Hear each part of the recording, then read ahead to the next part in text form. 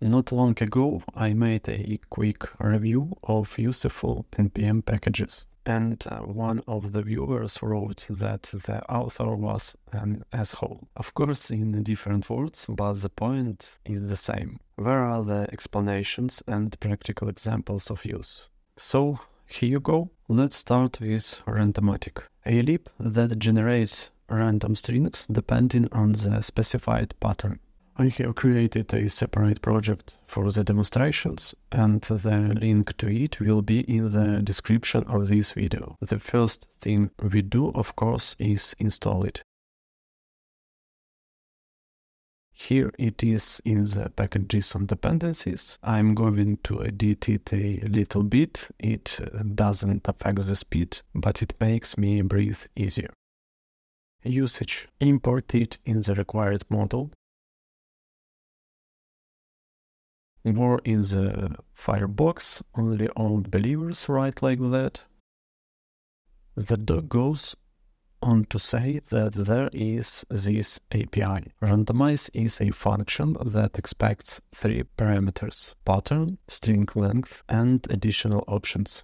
Let's transfer the pattern to our module so that we have it in front of us. Scroll down to see examples of patterns supported by randomatic.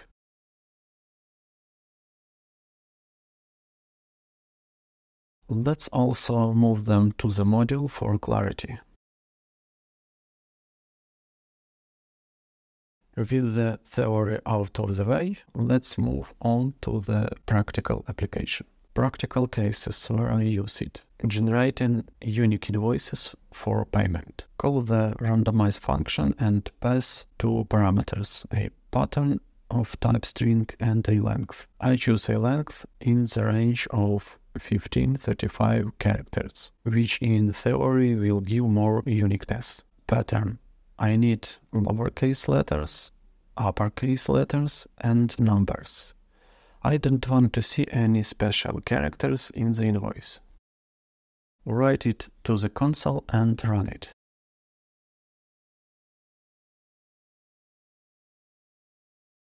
I think that in order for you to see that all of them are generated differently, we will now put this whole thing in a small cycle.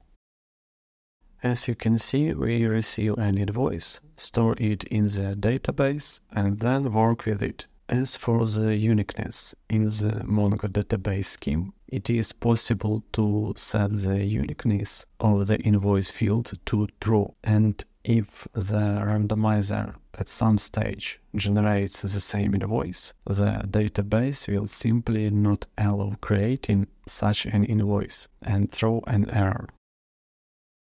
The next practical case is the generation of a one-time digital password to confirm the creation of an account or two-factor authentication. When the backend generates a one-time code for additional verification and sends it either by SMS or email.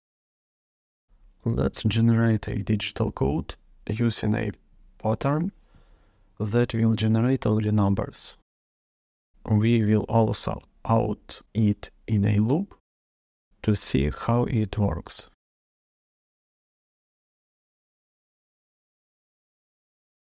In practice, one code is generated by itself and saved to the database. It is sent to the user in the required way. The front at this time is waiting for this code, and the front does not know what kind of code it will be. The user receives the code and enters it at the front. The front end sends the code to our backend. We check it with the one written in the database, and there will also be an order of this code. And we send the corresponding response. Then this code will be deleted from the database or set the sparse option.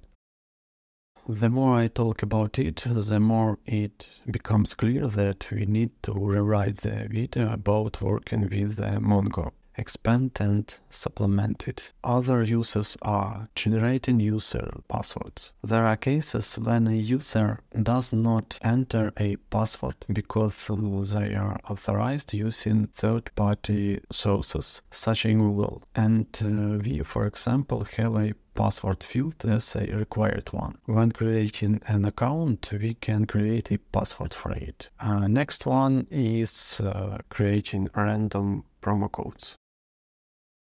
Options. In options, you can explicitly specify which characters should be used by a given function. To be honest, I have never used these options.